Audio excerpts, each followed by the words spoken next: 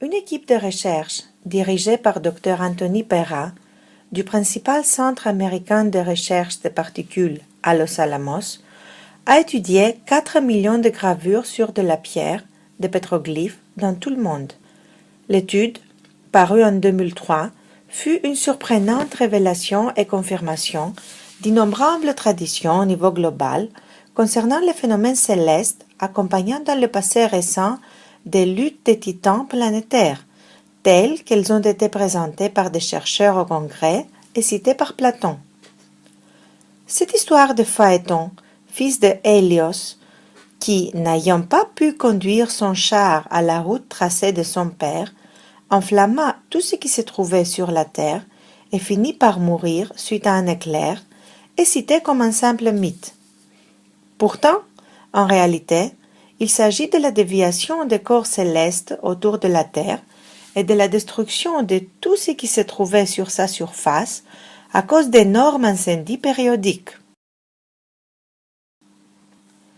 Ces luttes des titans planétaires ont commencé juste après le début de la période interglaciaire actuelle, il y a 15 000 ans. À cette époque-là, une série d'épées de Damoclès, c'est-à-dire des super-orages électriques, a provoqué des mutations mortelles accompagnées d'une aurore globale qui a transformé la nuit en jour sur toute la Terre pendant des semaines. Ces super-orages ont stimulé le magma, un procès récemment prouvé, et 3000 ans d'une nouvelle période glaciaire volcanique ont suivi.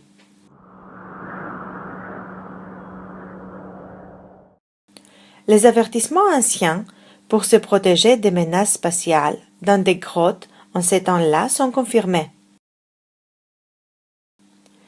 L'humanité altruiste et paisible vivait sans guerre jusqu'alors. Certains des sauvés, mais qui n'ont pas pu dépasser le choc, sont devenus agressifs et, après de nouveaux super-orages plus tard, leurs successeurs ont commencé peu à peu à faire la guerre, ce que nous espérons de nos jours pouvoir arrêter. Avant le dernier super-orage qui nous a dépassés en juillet 2012 et qui aurait pu dynamiter toutes les usines nucléaires, une proposition de prévision et de répulsion des menaces spatiales a été présentée. NASA a dû fonder un service de défense planétaire en 2016 et d'autres pays se sont mobilisés vers cette direction, quoique lentement encore, jusqu'à ce qu'on les fasse accélérer. Commençons notre voyage à l'aventure la plus grande de l'humanité, sa survie des catastrophes globales.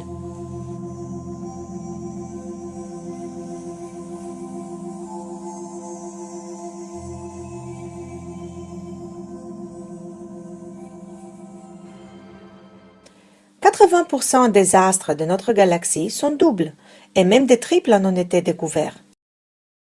Vu que Jupiter produit plus d'énergie que celle qu'il reçoit du Soleil, tandis que les deux reçoivent de l'électricité provenant du centre de la galaxie, Jupiter était probablement la deuxième astre dans le système solaire.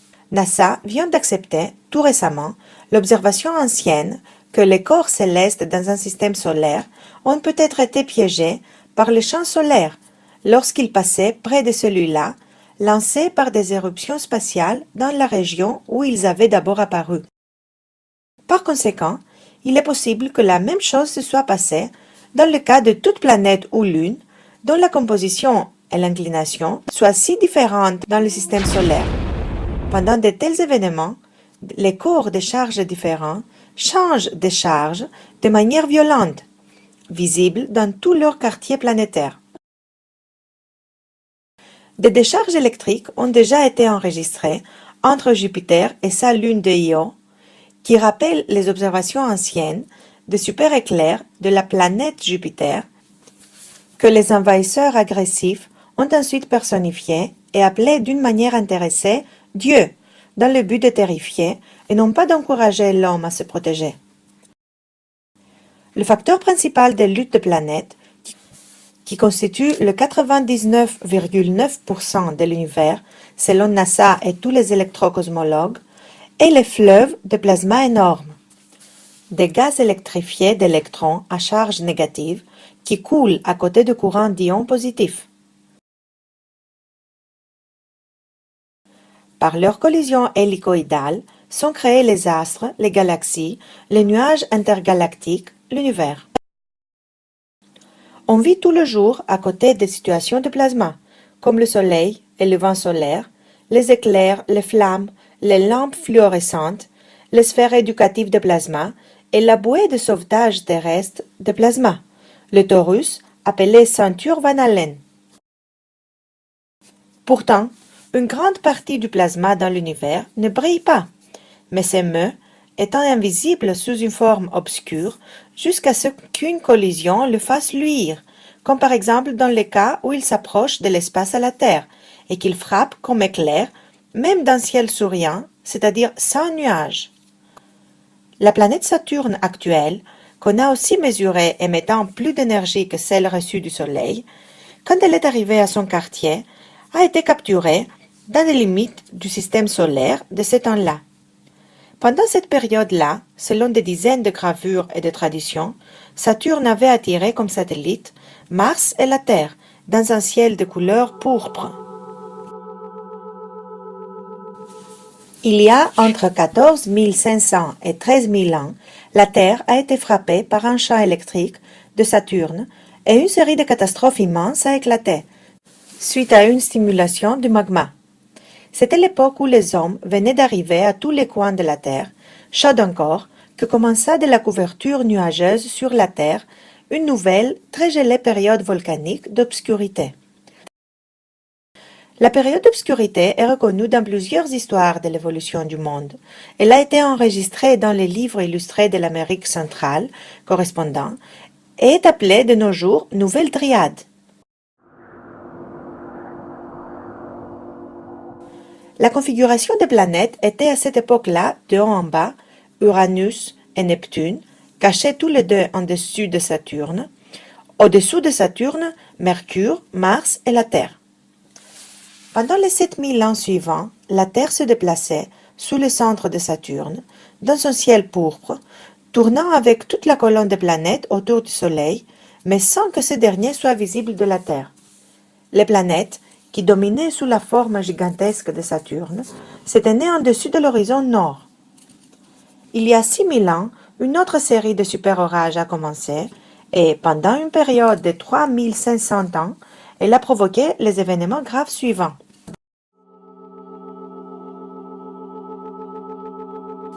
D'abord, quand le champ électrique de Saturne a atteint Jupiter, ils ont échangé d'énormes décharges électriques. Saturne s'est fortement éclairé. Ces anneaux ont résulté de l'explosion, et pendant qu'il perdait sa chevelure, Vénus électrifiée, passant près de la Terre, s'est lancée de l'alignement des planètes comme un satellite séparé du Soleil. C'est pourquoi Vénus reste plus chaude que Mercure, quoique se trouvant plus loin du Soleil. Pour les hommes sur la Terre, cela a marqué le début d'une nouvelle ère. Saturne a été appelé Hélios dans tout le monde.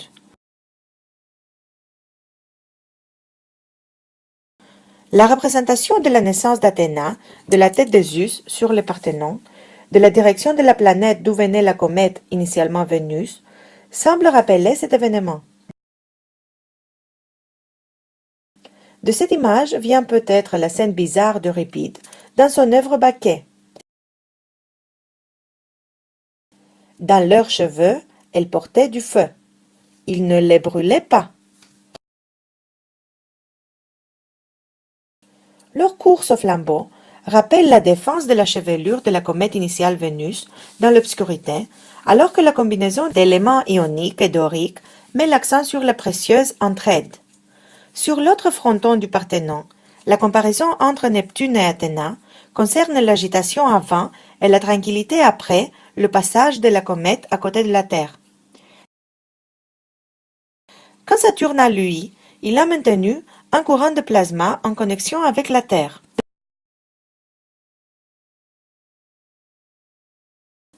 Les pétroglyphes impressionnants du mont Pangéon, ainsi que les coutumes anciennes qui survivent dans cette région, constituent des enregistrements possibles que les hommes ont sauvegardés pendant des millénaires dans le but de rappeler ces événements cosmogoniques aux nouvelles générations.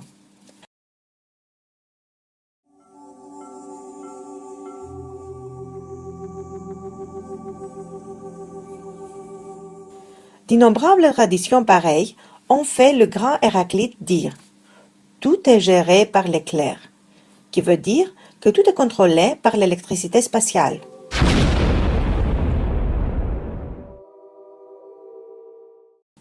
Hélios, le Soleil de nos jours, illuminait une partie du bout de Saturne, de forme demi-lune, qui, vue de la Terre, semblait orbiter autour de Saturne sur une base quotidienne.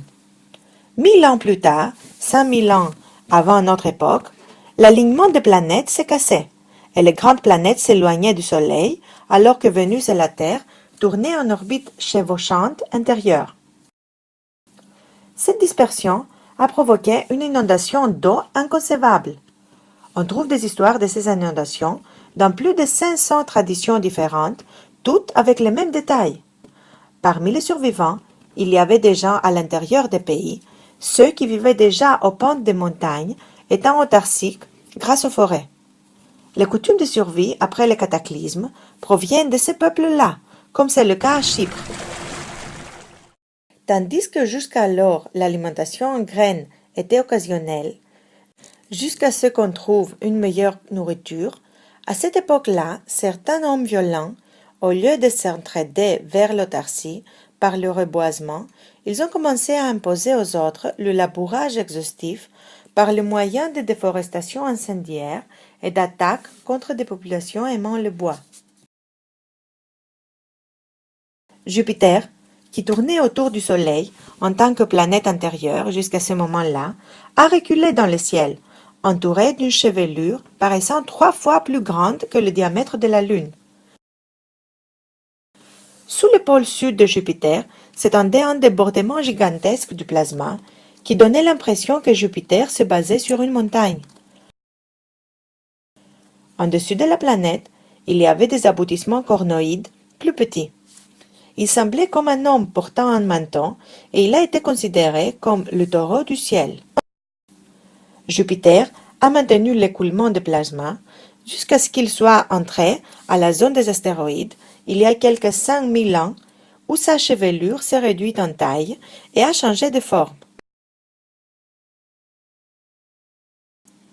Mars et Mercure, qui étaient restés à leur place au-dessous de Saturne, se sont libérés quand Saturne a reculé dans le ciel. Les deux planètes traversaient l'orbite de la Terre pour presque 300 ans en passant près de la Terre en moyenne tous les 15 à 30 ans. Pendant cette période, du plasma provenant de Mars entrait en contact avec la Terre, de temps en temps, comme une montagne qui l'entourait.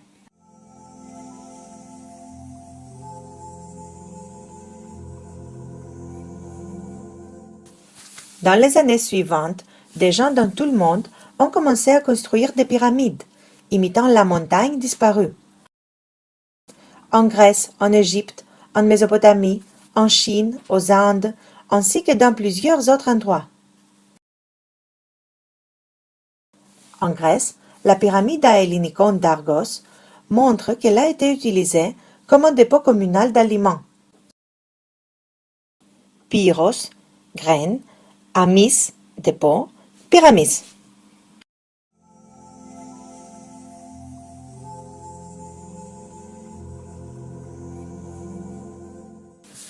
Des histoires qui datent de l'Antiquité sur ces événements célestes sont enregistrées dans les cultures de tout le monde et décrivent avec précision les anneaux et les satellites de Saturne, les zones nuageuses et les satellites de Jupiter, la surface tracée et les satellites de Mars.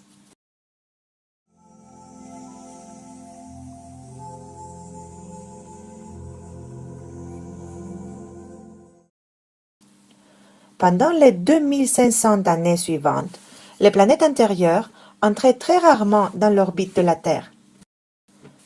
4 événements importants ont eu lieu. Comme presque tous les peuples, dans tous les continents, rappellent, le fait le plus horrible s'est passé il y a 4350 ans, quand un alignement avec Vénus a produit un choc. Un plasmoïde énorme, qui venait de Vénus, a frappé la Terre et son axe s'est temporairement penché loin du Soleil avec les anneaux que la Terre avait en dessus de l'équateur.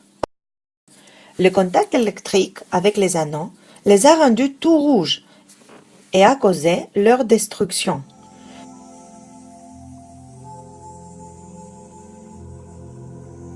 Pour les 4000 ans suivants, il a continué à pleuvoir de la poussière due à la dissolution de ces anneaux. Et le plasma toroïdal équateur avait frappé la surface de la Terre, provoquant des mois de pluie torrentielle. Pour l'humanité, la mer de l'anneau équateur dans le ciel sud s'était effondrée sur la Terre et ce fait fut considéré presque partout comme un deuxième cataclysme. Chez beaucoup de peuples, les malveillants ont personnifié le ciel tout rouge comme un massacre massif par des dragons ou des déesses furieuses comme Kali et d'autres. Au contraire, des sauveteurs altruistes ont élaboré des calendriers de Vénus, de Mars et de Jupiter afin de prévenir pour des alignements dangereux des planètes. Dans le même but, Thalès de Miléton a construit un petit planétarium qui a, en plus, étudié l'attraction de l'ambre, en grec électron, d'où vient plus tard le nom de l'électricité. Le calculateur planétaire d'Anticythère ne constitue qu'une édition plus récente du planétarium de Thalès.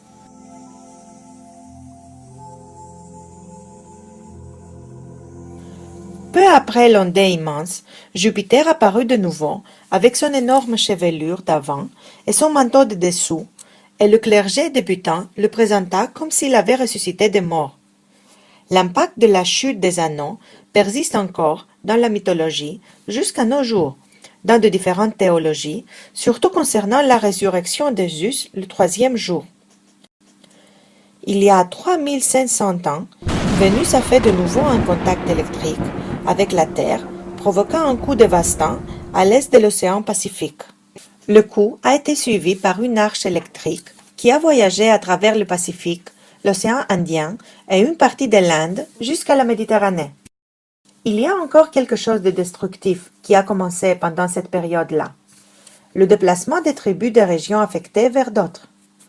Des tribus génocidaires de l'Asie centrale et du Moyen-Orient ont envahi en Inde, à l'Asie mineure, en Grèce, qui était sans guerre, et en Italie. Une dernière série de catastrophes a éclaté entre 2800 et 2700 ans avant à cause de coups électriques de Mars et de Mercure contre la Terre. Ces catastrophes étaient dispersées dans une étendue vaste de l'Asie centrale à la Méditerranée d'Ouest et jusqu'au Mexique actuel et aux États-Unis du Sud.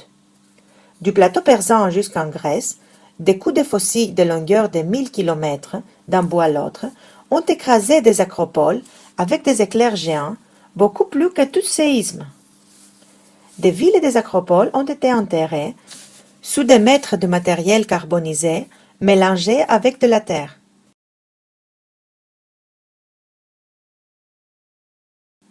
De cette époque-là ont commencé peut-être les rituels de sauter en dessus du feu, comme réminiscence d'avoir dépassé ces événements.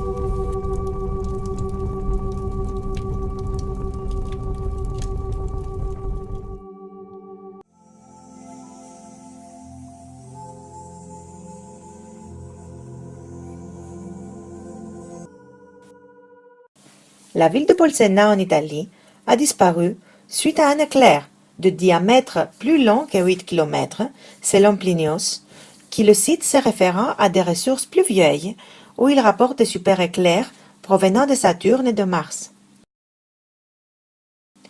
Les courageux sauveteurs anciens, porteurs d'une culture vraiment altruiste, qui étaient obligés de recourir sur des chaînes de montagnes et dans des grottes à cause des catastrophes globales par des envahisseurs de l'espace cosmique, nous ont légué leurs avertissements et leur héritage par plusieurs moyens, à travers des coutumes et des rituels anciens, leurs habits symboliques, mais surtout à travers des pétroglyphes préhistoriques dans tout le monde et dans des histoires, même si certaines ont subi des altérations. À partir du noyau du récit de la lutte des titans et de l'aventure de Phaéton, jusqu'au grand astronome de l'Antiquité Orphée, qui décrit sa persécution au sommet du mont Pygéon, d'un dragon céleste tournant, et Persée, avec la tête de la gorgone Méduse, qui pétrifiait les hommes avec ses rayons cosmiques, il y a d'innombrables traditions qui décrivent tous ces événements et les catastrophes cosmiques sur la Terre et qu'on arrive de nos jours à comprendre, peu à peu, grâce à la science et aussi à décoder leur message de sauvetage éternel.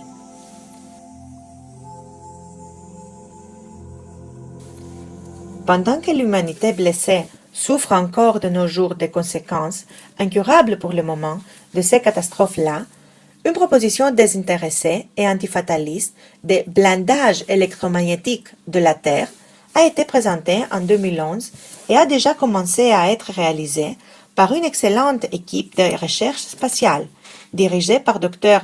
Ashur Bailey, président du comité des sciences spatiales de l'UNESCO, le professeur Pelton, ancien recteur de l'Université internationale des sciences spatiales de NASA, ESA, et le professeur Alexander de l'Université de Texas, qui promeut au niveau global la proposition pour l'armistice international et la répulsion des menaces spatiales. Avec des gerbes de rayons laser qui seront activées quand il en est besoin, on produira de fortes sphères de plasma, on repoussera des super-orages spatiaux qui causent des averses et stimulent le magma, des météorites, des astéroïdes ou des comètes qui puissent provoquer une explosion exterminatoire de tout le nucléaire ou une aussi exterminatoire inversion des pôles magnétiques de la Terre. Si on répand vite la solution, on pourra la mettre en œuvre encore plus vite pour la survie paisible et optimiste de toute l'humanité.